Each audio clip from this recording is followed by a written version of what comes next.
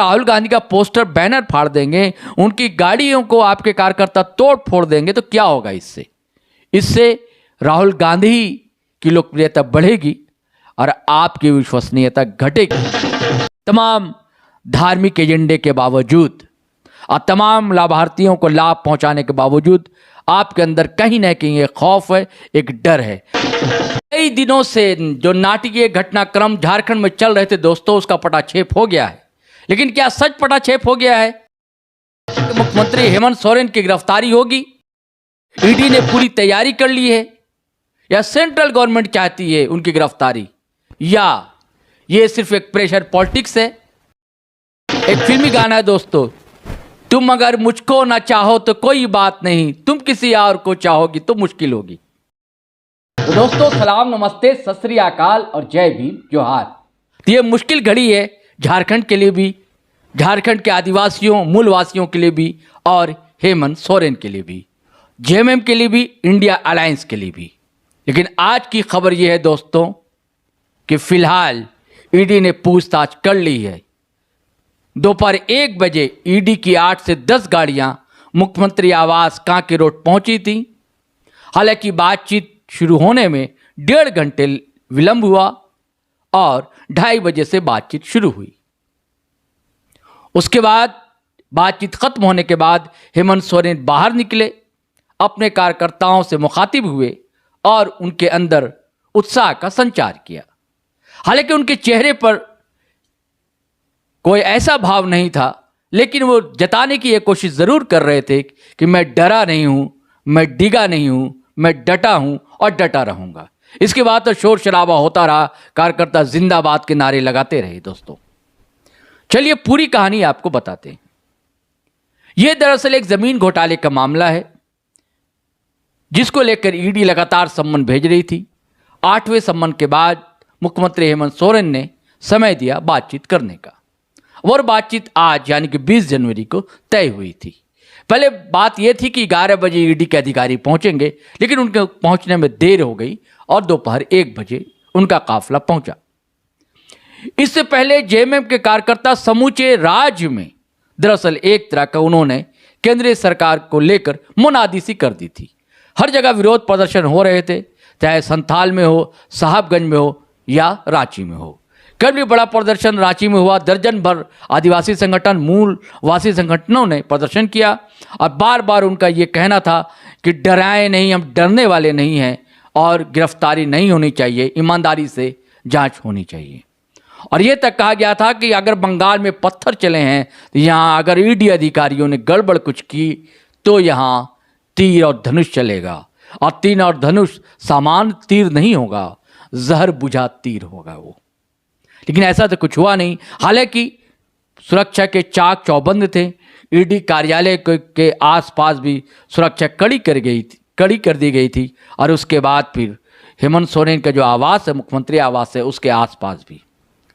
लेकिन यह आशंका इसलिए बढ़ी दोस्तों कि क्या गिरफ्तारी इनकी होगी, क्योंकि वहां 144 लागू कर दिया गया उस सड़क पर, और उसके बाद तैनाती कर दी गई। दूसरे जिलों से भी फोर्स आई, बीएसएफ भी थी। तो इसकी कहानी हम आपको बताएंगे। इससे पहले अगर आपने हमारे YouTube channel GT road live subscribe नहीं किया है तो ज़रूर कर लें, और इसी नाम से हमारा फेसबुक पेज है, उसे भी आप फॉलो कर लें, और हमारे वीडियो को ज़्यादा से ज़्यादा शेयर करें, लाइक करें और कमेंट करना भी हरगिज़ ना भूलें। और अगर आप चाहते हैं कि इंडिपेंडेंट मीडिया आगे बढ़ता रहे, आपके सामने नई से नई कहानी आती रहे, तो दोस्तों एक अकेला प्रयास है जीटी रोड लाइव। आप चाहें तो आर्थिक मदद भी थोड़ी सी कर सकते हैं। हमारा यूपीआई नंबर है 8083557257। इस पर आप गूगल पे, फ़ोन पे, पेटीएम कर सकते हैं। चलिए अब कहानी बताते हैं कि कहानी दरअसल है क्या। तो मामला है एक सेना की एक ज़मीन है 4.5 एकड़ लगभग, इसको लेकर ईडी पूछताछ कर रही है। इस मामले में एक राजस्व कर्मचारी हैं, उनकी गिरफ्तारी हो चुकी है, और जो कुछ ज़मीन के मामले हैं, पूरे मामले अगर देखे जाएं तो 14 लोगों की गिरफ्तारी हो चुकी है। और ईडी ने हालांकि इससे पहले, बहुत पहले एक बार पूछताछ की थी, उसके बाद भी वो कार्यकर्ताओं से मुखातिब हुए थे और उनके अंदर उत्साह का संचार किया था।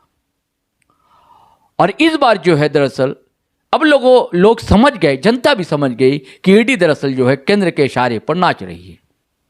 और यही कहना था अरविंद केजरीवाल का भी। अरविंद केजरीवाल के यहाँ भी एक बार ऐसा ही हंगामा समाचार, चारों तरफ चाक चौबंद व्यवस्था कर दी गई, पुलिस तैनात हो गई। उस दिन भी ऐसी आशंका लग रही थी कि अरविंद केजरीवाल गिरफ्तार होंगे, उनके कार्यकर्ता भी उनके आवास के आसपास पहुंच गए थे। वही नज़ारा आज दरअसल झारखंड रांची काके में देखने को मिला, काके रोड में देखने को मिला।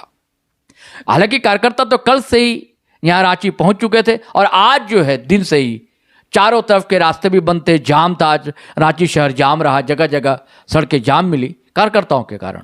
और कार्यकर्ता लगातार ढोल नगाड़े के साथ पहुंचे थे, बार बार भाजपा सरकार के खिलाफ नारे लगा रहे थे, ईडी के खिलाफ नारे लगा रहे थे। तो पूछताछ चली और कहा यह जाता है दोस्तों कि 300 सवाल लेकर आए थे ईडी के अधिकारी। और यह भी कहा जा रहा है कि सारी बातें रिकॉर्ड हो रही थी, उनके पास बॉडी कैमरा था, उसे वो रिकॉर्ड कर रहे थे, ऐसा कहा जाता है। ये सारी जानकारी आपको सूत्रों के हवाले से दी जा रही है और यह मीडिया में जो खबरें चल रही हैं उसके हवाले से दी जा रही है। लेकिन ये ऐसा संभव नहीं लगता कि 300 सवाल होंगे। लेकिन ये भी खबरें आई मीडिया में कि 500 फाइल ईडी अधिकारी लेकर गए हैं। और ये मैंने आपको बताया ही कि 8 से 10 गाड़ियों से ईडी अधिकारी पहुंचे थे। और पूरा उस समय आप अभी वीडियो आप देखिए कि सन्नाटा सा पसर गया था। बिल्कुल दोनों तरफ की सड़कें सन्नाटी, बिल्कुल बीच में इक्का दुक्का जो गाड़ियां भी दिखी वो सुरक्षा कर्मियों की गाड़ियां थी, नहीं तो बिल्कुल सन्नाटा था। और कार्यकर्ताओं के लिए कोई ऐसी बात ना हो, बिल्कुल लाइट की व्यवस्था की गई, हैलोजन लगाए गए, शाम में लगाया गया हैलोजन। हालांकि वो वीआईपी इलाका है, वहाँ रोशनी की कोई दिक्कतें नहीं है, प्रकाश की अच्छी समुचित व्यवस्था रहती है, लाइटिंग अच्छी रहती है उस इलाके में। इसके बावजूद 7 बजे के बाद हैलोजन लाइट स्पेशल लगाई गई।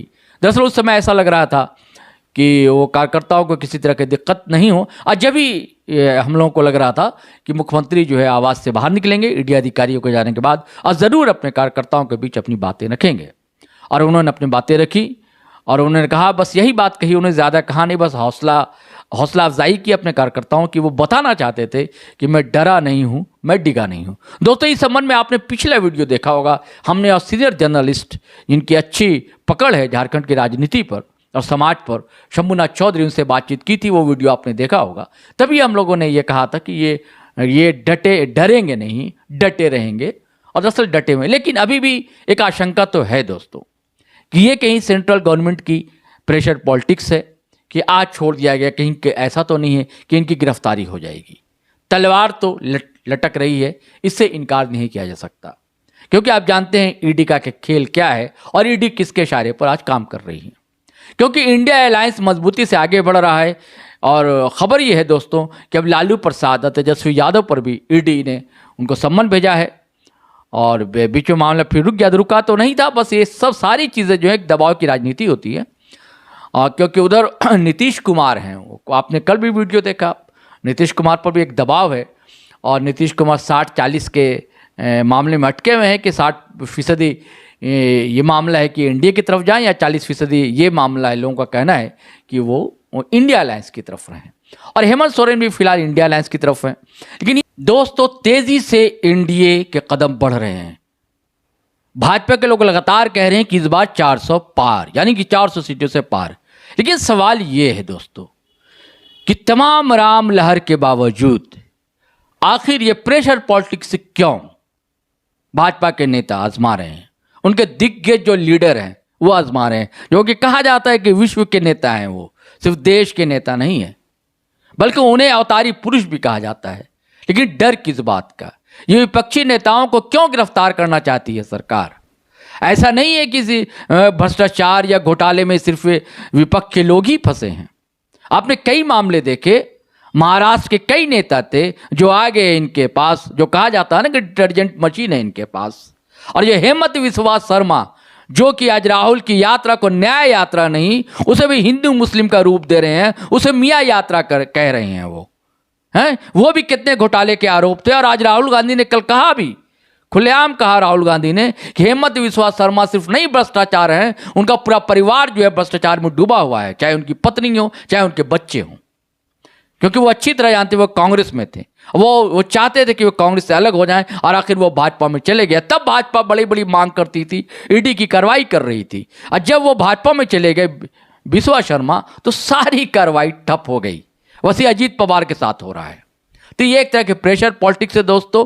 और ये मैं कह रहा था कि भाजपा को डर किस बात का, जब आप विश्व की बड़ी पार्टी हैं, है ना, तो फिर डर क्यों नहीं। अभी देखिए राहुल की यात्रा, उस पर हमला कर दिया गया। भाई आपको जब कॉन्फिडेंट हैं, आपको विश्वास है आपके 400 सीट आप पार करेंगे, तो ये छोटी मोटी कि ये विरोध प्रदर्शन क्यों करवा रहे हैं भाई। उनका अगर राहुल गांधी का पोस्टर बैनर फाड़ देंगे, उनकी गाड़ियों को आपके कार्यकर्ता तोड़ फोड़ देंगे, तो क्या होगा इससे राहुल गांधी की लोकप्रियता बढ़ेगी और आपकी विश्वसनीयता घटेगी। ये घट रही विश्वसनीयता आपकी तमाम धार्मिक एजेंडे के बावजूद और तमाम लाभार्थियों को लाभ पहुंचाने के बावजूद आपके अंदर कहीं ना कहीं एक खौफ है, एक डर है। हालांकि कहा जाता है कि साम दाम दंड भेद अपनाते हैं और आप 24 घंटा चुनावी मोड में रहते हैं, और यही पत्ता जो है खेलने की कोशिश की जा रही है हेमंत सोरेन के साथ। अब देखिए आगे आगे क्या होता है। फिलहाल तो गिरफ्तारी इनकी टल गई है, आगे जब अभी ईडी कब पूछताछ करेगी ये अभी तय नहीं है। अब तय हो जाएगी चीज़ें 1-2 दिन के अंदर, तो हम आपके रूबरू होंगे। अब पूरे खेल को आपको बताएंगे दरअसल तमाशा क्या है और क्या हो रहा है इस देश में, सिर्फ राज्य में नहीं देश में ही। चलिए अब आज्ञा दीजिए। जय हिंद, जय भारत। तो साथियों, आपको कहानी कैसी लगी, ज़रूर रोचक लगी होगी। और आप अगर फेसबुक पर देख रहे हैं तो फॉलो कर लें हमारा पेज, और अगर आप यूट्यूब चैनल देख रहे हैं हमारा, सब्सक्राइब कर लें और बेल आइकन दबाना हरगिज़ ना भूलें। धन्यवाद, शुक्रिया।